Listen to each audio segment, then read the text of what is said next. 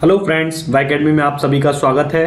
मेरा नाम विपिन है और मैं आपको यहाँ पढ़ा रहा हूँ ज्योग्राफी एनसीईआरटी क्लास 8 की बुक, जिसका टाइटल है संसाधन एवं विकास, रिसोर्सेज एंड डेवलपमेंट। इसमें अभी तक हमने चैप्टर नंबर 1 को कंप्लीट कर लिया है, चैप्टर नंबर 2 को कंप्लीट कर लिया है और चैप्टर नंबर 3 को कंप्लीट कर लिया है। जिसने भी ये लेक्चर नहीं देखे हैं वो हमारे यूट्यूब चैनल वाई अकेडमी पर जाकर इन चैनलों को ज्योग्राफी वाली प्लेलिस्ट में देख सकता है। आज जो हमारा लेक्चर डिस्कशन होगा वो हमारा होने जा रहा है चैप्टर नंबर 4 एग्रीकल्चर। टाइटल है इसका एग्रीकल्चर, कृषि के बारे में डिबेट होनी जा रही है आज। और इसमें बताएंगे हम कृषि तंत्र के बारे में, बताएंगे कृषि भारत में कितना परसेंटेज है कृषि का, उसको देखेंगे और कृषि के प्रकार को समझेंगे कि कृषि कितने प्रकार की होती है, कौन कौन सी कृषि होंगी इसमें, इनके टाइप्स को भी देखेंगे। और जो हमारे पुराने चैप्टर्स हैं उसमें हमने चैप्टर नंबर 3 में फिनिश हो चुका है हमारा। चैप्टर नंबर 3 किसके ऊपर था? Mineral resources and power resources. तो ये चैप्टर जिसने अभी नहीं देखा है वो हमारे यूट्यूब चैनल पे जाकर, जो प्लेलिस्ट है हमारी ज्योग्राफी की, वहाँ पर जाकर इन प्लेलिस्ट को देख सकता है। ओके, तो इसी के साथ हम बिना किसी देरी के लेक्चर शुरू करते हैं। तो एनसीईआरटी में सबसे पहली जो लाइन लिखी हुई है वो सबसे पहली लाइन को पढ़ते हैं कि एग्रीकल्चर में क्या लिखा हुआ है कि पौधे से परिष्कृत उत्पाद तक के रूपांतरण में 3 प्रकार की आर्थिक क्रियाएं शामिल होती हैं।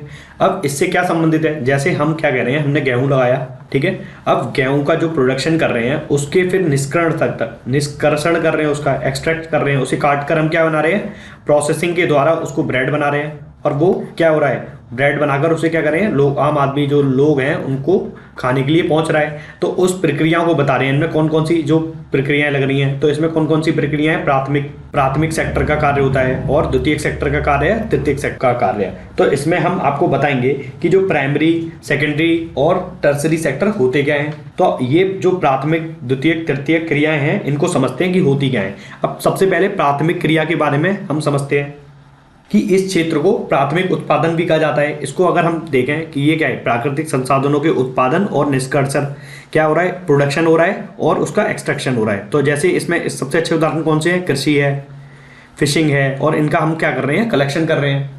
तो इस क्षेत्र के उत्पादन का संबंध प्रकृति से है। जो हमें चीजें प्रकृति के द्वारा उपहार में मिली हैं उसको हम क्या कह रहे हैं, प्राइमरी सेक्टर कह रहे हैं। अब इस क्षेत्र के अंतर्गत कौन कौन सी चीजें आती हैं, हमारे खाद्य पदार्थ आएंगे, फसलें आएंगी और विभिन्न प्रकार के वन उत्पाद शामिल किए जाते हैं। भारत में वर्तमान समय में सर्वाधिक रोजगार देने वाला क्षेत्र कौन सा है, प्राथमिक क्षेत्र ही है, परंतु राष्ट्रीय आय में ये इसका योगदान सबसे कम है। योगेंद्र सर आपको इकोनॉमी में पढ़ाएंगे कि कृषि का सबसे ज्यादा योगदान होते हुए भी राष्ट्रीय आय में इसका योगदान सबसे कम क्यों है। ओके, तो आप ये हमारी यूट्यूब चैनल पर जो योगेंद्र सर पढ़ा रहे हैं इकोनॉमी की क्लासेस में, वहां पर जाकर राष्ट्रीय आय वाले चैप्टर में ये जाकर देख सकते हैं। तो अब द्वितीयक क्षेत्र पे चलते हैं। द्वितीयक क्षेत्र किससे संबंधित है? इसे हम द्वितीयक क्षेत्र या फिर इंडस्ट्रियल प्रोडक्शन या फिर औद्योगिक उत्पादन का क्षेत्र भी कह सकते हैं। अब ये किससे संबंधित होता है? ये संसाधनों के प्रसंस्करण से संबंधित होता है। और इसके सबसे अच्छे उदाहरण क्या है? इस्पात विनिर्माण, मैन्युफैक्चरिंग करते हैं इसका, आयरन एंड स्टील का क्या कर रहे हैं, विनिर्माण कर रहे हैं, मैन्युफैक्चरिंग सेक्टर कहा जाता है इसे। तो इस क्षेत्र को औद्योगिक क्षेत्र या विनिर्माण क्षेत्र तथा उत्पाद क्षेत्र के नाम से भी जाना जाता है, क्योंकि इस क्षेत्र के अंतर्गत जो उपभोक्ता होते हैं, जो कंज्यूमर्स होते हैं, उनकी वस्तुओं का निर्माण इस उद्योग के द्वारा किया जाता है। जहां जिस फैक्ट्री में इनका मैन्युफैक्चरिंग की जाती है उसी को हम क्या कह रहे हैं, सेकेंडरी सेक्टर कह रहे हैं। अब इसके सबसे अच्छे एग्जांपल्स क्या हैं? आपको हमने डबल रोटी पकाना, ये कपड़ा बुनना बताया, इस्पात विनिर्माण बताया, या बिजली सप्लाई कर रहे हैं हम, जल की आपूर्ति कर रहे हैं और गैस आपूर्ति कर रहे हैं। ये क्या है? ये है हमारा द्वितीयक क्षेत्र से संबंधित है। तृतीयक क्षेत्र की क्रियाओं को समझते हैं। ये किससे संबंधित है? ये सर्विस सेक्टर से संबंधित है और ये आपको लिखा भी है, सेवा कार्य से संबंधित है, सर्विस सेक्टर से संबंधित है। और इसके लिए क्या सबसे अच्छे उदाहरण क्या है? सबसे अच्छे उदाहरण है कि हम बैंकिंग है, स्वास्थ्य है, हॉस्पिटल जो सेवाएं दे रहा है वो आपकी क्या है, वो तृतीयक क्षेत्र के अंतर्गत आएंगी। होटल है, परिवहन है, ट्रांसपोर्टेशन आपको क्या कर रहा है, सेवा दे रहा है, सर्विस दे रहा है, रोड्स वगैरह आपको क्या कर रही है, एक स्थान से दूसरे स्थान पे बहुत जल्दी तीव्र गति से पहुंचा दे रही हैं। तो ये तृतीयक क्षेत्र के अंतर्गत आता है। और इस क्षेत्र को सेवा क्षेत्र या अदृश्य क्षेत्र भी कहा जाता है के नाम से भी जाना जाता है, क्योंकि सभी प्रकार की सेवाएं इसी क्षेत्र के अंतर्गत शामिल की जाती हैं। तो आपको हमने सेवाएं बता दी थी कि बैंकिंग सेवाएं हैं, बीमा है, विज्ञापन है, यातायात है, व्यापार है, ये सब तृतीयक क्षेत्र की गतिविधियां या क्रियाएं हैं। ओके, अब चलते हैं नेक्स्ट स्लाइड पे। अब हम देखते हैं कि जो कृषि है, कृषि एक प्राथमिक क्रिया है हमारे देश में। और हमने आपको कृषि के बारे में बता ही दिया था, प्राथमिक क्षेत्र के बारे में बताया था कि भारत में वर्तमान में सर्वाधिक रोजगार देने वाला क्षेत्र कौन सा है, प्राथमिक क्षेत्र ही है। कृषि एक प्राथमिक क्रिया है, agriculture is a primary activity है। तो इसमें क्या क्या करा जा रहा है, इसमें हम फसल कर रहे हैं, क्रॉप्स कर रहे हैं, फ्रूट्स कर रहे हैं, वेजिटेबल्स आते हैं, ग्रोइंग फ्लावर्स कर रहे हैं, okay. Livestock rearing are included, पशुपालन भी इसमें शामिल होता है। तो कृषि में कौन कौन सी गतिविधियां आपको शामिल हैं, ये आप देखेंगे कौन कौन सी क्रियाएं शामिल हैं, इनको आपने समझ लिया। एग्रीकल्चर में फॉरेस्ट्री है, फॉरेस्ट्री किसे कहते हैं, वानिकी वगैरह। लाइव स्टॉक क्या है, पशुपालन है। फिशिंग है, मत्स्य पालन आ गया। माइनिंग वगैरह, माइनिंग आती है, माइनिंग भी इसके अंतर्गत ही आएगी। खनन, ये किसके अंदर आता है, प्राथमिक क्षेत्र के अंतर्गत आता है। फिर हम देखेंगे कि जो हमारे भारत में कितने लोग इससे लगे हुए हैं, कितने लोग जुड़े हुए हैं कृषि से। तो 50% से लोग कृषि से संबंधित क्रियाओं में लिप्त हैं। 50% से हमारी आधी जनसंख्या किस पे संबंधित है, कौन से सेक्टर से, या क्या कर रही है, कृषि से संबंधित क्रियाओं से लिप्त है। अब भारत की 2/3 2/3 जो पॉपुलेशन है वो क्या है, अब तक कृषि पर निर्भर है और अनुकूल स्थलाकृति। अब इसके लिए क्लाइमेटिक कंडीशन भी बहुत अच्छी होनी चाहिए। तो आप देखेंगे कि हमने आपको बताया था कि फेवरेबल टोपोग्राफी होनी चाहिए, अनुकूल स्थलाकृति। तो हमने आपको जब बताया था कि पहाड़ों पर तो क्या है, पहाड़ों पर स्लोप अच्छे न होने के कारण और जो उनकी प्रोफाइल है, सॉइल प्रोफाइल, सॉइल वाले चैप्टर में हमने आपको सॉइल प्रोफाइल के बारे में बताया था। सॉइल प्रोफाइल अच्छी नहीं है, ज़्यादा गहरी नहीं है, तो वहाँ पर क्या है, अच्छे से कृषि वगैरह नहीं हो पा रही है। फिर आप मैदानी इलाके में आ जाइए। मैदानी इलाके क्या हैं, कृषि के लिए बहुत ही उपजाऊ हैं, फर्टाइल हैं, और ये बहुत सी बड़ी जनसंख्या को क्या कर रहे हैं, पोषित भी कर रहे हैं। तो जो कृषि के लिए स्थलाकृति अनुकूल होनी चाहिए, मृदा अच्छी होनी चाहिए। मृदा के बारे में हमने आपको बताया था कि कपास कहाँ ही अच्छी हो सकती है, ब्लैक सॉइल के लिए है। और जितने भी अनाज हैं हमारे वो क्या हैं, कौन सी मृदा में होते हैं, एलुवियल सॉइल कहते हैं। तो एलुवियल सॉइल है या जलोढ़ मृदा है, वहाँ पर ये अच्छे से ग्रोथ कर सकती है, डेवलप कर सकती है। फिर हम आपको ये बता रहे थे कि जो क्लाइमेटिक कंडीशंस हैं, टेम्परेचर ज़्यादा नहीं होना चाहिए और वहाँ पर रेनफॉल अच्छा होना चाहिए। तो ये सब क्या हैं, ये जो फिजिकल फैक्टर्स हैं कृषि के लिए। तो वहाँ पर अच्छा एग्रीकल्चर हो सकता है, एग्रीकल्चर प्रोडक्शन अच्छा होगा, वहाँ पर जो उसके हमें बेनिफिट्स हैं वो बहुत अच्छे मिलेंगे। अब हम देख रहे हैं कृषिगत भूमि का विश्व में वितरण को देख रहे हैं। तो आप ये देखेंगे, ये हमारे यूएसए वाला रीजन है, ये हमारा क्या है, इंडिया वाला रीजन है, जो गंगा ब्रह्मपुत्रा द्वारा कृष्णा गोदावरी यहाँ पर आपको देखने को मिल जाएंगे। चाइना वाला क्षेत्र है, ये हमारा यूरोप वाला क्षेत्र है। ये क्या है, कृषिगत भूमि के लिए बहुत ही उपजाऊ मैदान है विश्व के। फिर ऑस्ट्रेलिया वाले रीजन में ये आप चले जाएंगे ईस्टर्न कोस्ट पे, इस यहाँ आपको देखने को मिल जाएगा, ओके। फिर ये वाइट जो आपको दिख रहा है, ये क्या है, डेजर्ट भूमि है। तो आपको यहाँ पर सारा मरुस्थल मिल जाएगा देखने को। और ये ऊपर आपको बताया था रशिया में क्या है, हाई एल्टीट्यूड्स पे, हाई लैटिट्यूड्स में आपको क्या मिल जाएगा, जो मृदा है वो सही अवस्था में नहीं है, वहाँ पर क्या है, जमी हुई अवस्था में ये आपको मिलती है, ज़्यादा ठंड होने के कारण। ये फिर ऑस्ट्रेलिया वाले रीजन में दिखाएंगे, ये वाला रीजन भी क्या है, मरुस्थल है, यहाँ पर ज़्यादा प्लेन्स एरिया नहीं है। फिर हम आपको बता रहे थे जो हमारा एग्रीकल्चर वर्ड है, एग्रीकल्चर वो एक लैटिन वर्ड है और किन दो वर्डों से मिलकर बनाए इसको हम बताते हैं। ये क्या है, एग्रीकल्चर को हिंदी में हम क्या कह रहे हैं, कृषि कह रहे हैं।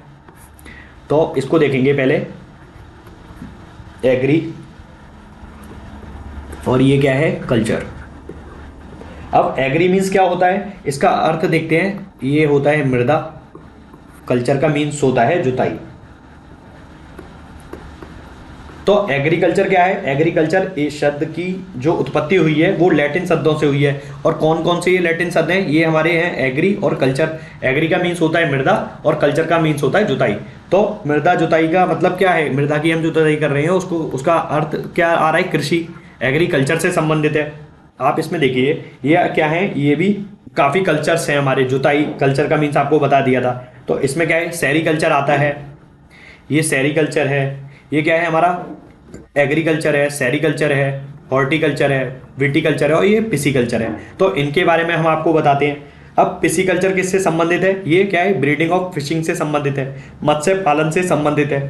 पिसीकल्चर में क्या करा जाता है, इसमें विशेष रूप से निर्मित तालाब बनाए जाते हैं। और क्या बनाएंगे, तालाब बनाए जाएंगे, नहरें बनाई जाती है। तो उसमें क्या कर रहे हैं, ब्रीडिंग कर रहे हैं, किसकी, मत्स्य पालन की। तो पिसीकल्चर किससे संबंधित है, फिशिंग से संबंधित है, breeding in fishing, breeding of fishing से संबंधित है। एग्रीकल्चर में हमने आपको बताया कि इसमें हम क्या कर रहे हैं, मृदा की जुताई कर रहे हैं, फसलों को उगा रहे हैं और पशुपालन कर रहे हैं। तो ये किससे संबंधित है, एग्रीकल्चर से संबंधित है। फिर सेरीकल्चर में देखेंगे, सेरीकल्चर किससे संबंधित है, सेरीकल्चर में हम क्या कर रहे हैं, रेशम के कीटों का वाणिज्यिक पालन कर रहे हैं और ये क्या करता है, ये कृषक की आय में पूरक हो सकता है। तो सेरीकल्चर किससे आप संबंधित है, सिल्क वॉर्म से संबंधित है, जो रेशम के कीट हैं उनसे संबंधित है। तो सेरीकल्चर आपको किससे है, रेशम से संबंधित है। ये जो टर्मिनोलॉजीज हैं किससे संबंधित है, ये कल्चर से संबंधित है। तो ये क्या होगा, ये आपको सीधे एग्जामों में पूछी ली जाएगी कि सेरीकल्चर आपको दे दिया, सेरीकल्चर एक तरफ सेरीकल्चर, हॉर्टिकल्चर दे देंगे, पिसिकल्चर दे देंगे, विटिकल्चर दे देंगे और सामने फिशिंग दे देंगे और क्या दे देंगे, रेशम दे देंगे, फिर क्रॉप्स दे देंगे और फिर क्या दे देंगे, वेजिटेबल्स, फ्लावर दे देंगे या ग्रेप्स वगैरह अंगूर दे देंगे और मैचिंग के लिए बोल देंगे कौन सी कृषि किससे संबंधित है। ओके, तो आपको ये अच्छे से समझ लेना है और आपको ये अच्छे से याद भी कर लेना है। फिर आप हॉर्टिकल्चर देखेंगे, हॉर्टिकल्चर किससे संबंधित है, ये वाणिज्यिक उपयोग के लिए सब्जियों, फूलों और फलों को उगाता है। तो इसमें आप किसकी ग्रोइंग कर रहे हैं, वेजिटेबल्स उगा रहे हैं, फ्रूट्स उगा रहे हैं और फ्लावर्स उगा रहे हैं, ये हॉर्टिकल्चर है हमारा। फिर विटिकल्चर देखेंगे, ये किससे संबंधित है, ये कल्टीवेशन ऑफ ग्रेप से संबंधित है। इसमें आप किसकी खेती कर रहे हैं, अंगूर की खेती कर रहे हैं। और हॉर्टिकल्चर को हम हिंदी में क्या कहते हैं, उद्यान कृषि भी कहते हैं, उद्यान। विटिकल्चर को हम हिंदी में क्या कह रहे हैं, द्रक्षा। अब ये क्या है, इसमें देवनागरी लिपि में ही बोल देते हैं, ये विटिकल्चर ये लिखा हुआ आ जाता है, ज़्यादा हिंदी में आपको याद करने की कोई ज़रूरत नहीं है, ज़्यादा इतना इंपॉर्टेंट नहीं है। तब भी आपको एक बार लिखा दे रहा हूँ, अगर आ जाए एग्जामों में तो आप कर ले जाएंगे क्वेश्चन। ओके, फिर रेशम, सेरीकल्चर किससे संबंधित है, इसका सेरीकल्चर में आप सीधे सीधे बोल देते हैं रेशम उत्पादन से संबंधित है। और पिसिकल्चर किससे संबंधित है, ये हमारा मत्स्य पालन से संबंधित है।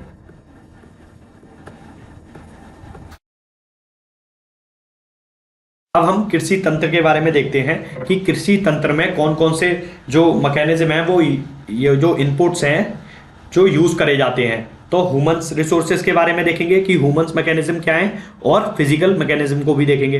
तो आप सबसे पहले देखिए कि जो हमारे कृषि तंत्र हैं उसको देख समझते हैं हम। एग्रीकल्चर मशीनरी को देखते हैं, क्या क्या मशीनरी प्रयोग की जाती है एग्रीकल्चर में उत्पादन के लिए। तो कृषि को एक तंत्र के रूप में भी देखा जा सकता है, agriculture can be seen as a mechanism. और इसके महत्वपूर्ण कौन कौन से हैं, निवेश, इन्वेस्टमेंट, किसमें इन्वेस्टमेंट है, इसके महत्वपूर्ण निवेशक क्या हैं, किसमें इन्वेस्ट कर रहे हैं हम सबसे ज़्यादा, बीज, सीड्स हैं, फर्टिलाइजर्स हैं और क्या है, मशीनरी है जैसे ट्रैक्टर वगैरह हैं और कृषि से संबंधित जितनी भी चीज़ें हैं वो सब इसमें आएंगी। और सबसे लास्ट में क्या आता है, लेबर्स आती हैं, वर्कर्स आते हैं हमारे इसमें। फिर देखेंगे और क्या क्या हो रहा है, जुताई है, बुआई है, सिंचाई है, निराई है, कटाई है, प्लगिंग है, सोइंग है। सोइंग क्या कर रहे हैं, बुआई कर रहे हैं, मृदा में किसी बीज वगैरह डाल रहे हैं जिससे क्या हो रहा है, प्लांट्स का निर्माण हो रहा है, ग्रोइंग हो रही है। फिर इरिगेशन है, उनको ग्रोइंग करने के लिए उन्हें फूड है, वाटर भी चाहिए। फिर हार्वेस्टिंग कर रहे हैं और सम ऑफ इट्स ऑपरेशन, इसकी कुछ संक्रियाएं भी हैं। ये सारी क्या है, संक्रियाएं हैं। अब हम कृषिगत भूमि में कृषि पद्धति को देखते हैं कि इसका जो प्रक्रम है वो देखेंगे कि हम किस में इन्वेस्ट कर रहे हैं। ये क्या है, ये हमारा किसान है हमारा, ये क्या कर रहा है, जुताई कर रहा है, बुआई कर रहा है, छिड़काव कर रहा है और किनकी सहायता से कर रहा है, जिनकी सहायता से कर रहा है वो इसके क्या है, ये इसमें हम इन्वेस्टमेंट कर रहे हैं। जैसे हम क्या कर रहे हैं, हमने ट्रैक्टर को ले लिया और ट्रैक्टर से क्या कर रहे हैं, जुताई कर रहे हैं, बीज से हम बुआई कर रहे हैं और रसायन से छिड़काव वगैरह कर रहे हैं। तो ये हमारे इन्वेस्टमेंट है एग्रीकल्चर के। और ये क्या है, किसान क्या कर रहा है, इनकी प्रोसेस है और प्रोसेस से फिर क्या हो रहा है, जो गेहूं वगैरह निकल के आ रहा है उससे हमें क्या मिल रहा है, ये आउटपुट मिल रहा है। तो फसल बन के हमें जो तैयार मिली है, हमें फसल मिल रही है, वो क्या है, इसका आउटपुट है। अब भौतिक एवं मानवीय कृषि निवेश इसमें देख सकते हैं हम किस प्रकार से कृषि में निवेश करते हैं। तो इसके कुछ फिजिकल एग्रीकल्चर इन्वेस्टमेंट भी हैं और ह्यूमन एग्रीकल्चर इन्वेस्टमेंट भी हैं। तो भौतिक निवेश क्या क्या है, जैसे सनलाइट है, टेम्परेचर है, वहाँ पर टेम्परेचर कैसा होना चाहिए। फिर स्लोप देख रहे हैं, अगर स्लोप ज़्यादा ढाल होगी उसमें तो वहाँ पर कृषि अच्छे से नहीं हो पाएगी। कॉन्ट्रोल प्लगिंग वगैरह इस तरह की काफ़ी विधियाँ देखी थी हमने, तो वहाँ पर भी हम कृषि कर पा रहे थे। फिर वर्षा को देखेंगे, ये सब क्या है, भौतिक इन्वेस्टमेंट है हमारी कृषि के लिए। फिर मानवीय निवेश को देखते हैं, मानवीय निवेश क्या कर रहा है, कृषि में उत्पादन के लिए, अधिक उत्पादन के लिए श्रम कर रहा है, मशीनरी का उपयोग कर रहा है, रसायन का छिड़काव कर रहा है अपनी फसल पे और उसका फिर कटने के बाद क्या कर रहा है, भंडारण कर रहा है अगर वो भंडारण अपने खाने के लिए हो पा रहा है तो सही है, और अगर उससे ज़्यादा भंडारण हो पा रहा है तो वो क्या कर रहा है, उससे अनाज को बेच दे रहा है। इसी के साथ ये लेक्चर समाप्त होता है। इस लेक्चर को हम, ये जो चैप्टर है हमारा चैप्टर नंबर 4, इसको हम 3 पार्टों में पढ़ाएंगे। तो इसका हमने फर्स्ट पार्ट कंप्लीट कर लिया है। सेकंड चैप्टर में हम कृषि के टाइप्स के बारे में बताएंगे। फिर थर्ड पार्ट में इसमें हम टाइप्स को देखेंगे, और थर्ड पार्ट में हम देखेंगे मेजर क्रॉप्स को देखेंगे, और मेजर क्रॉप्स के बस पैटर्न को देखेंगे कि कौन सी फसल के लिए क्या टेम्परेचर होना चाहिए, और रेनफॉल वगैरह या टोपोग्राफी के बारे में देखेंगे।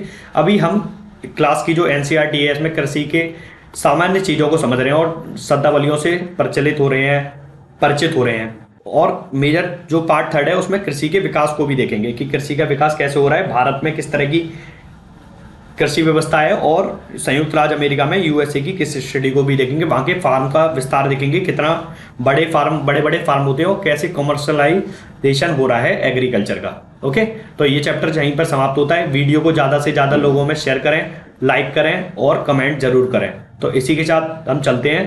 Thank you guys.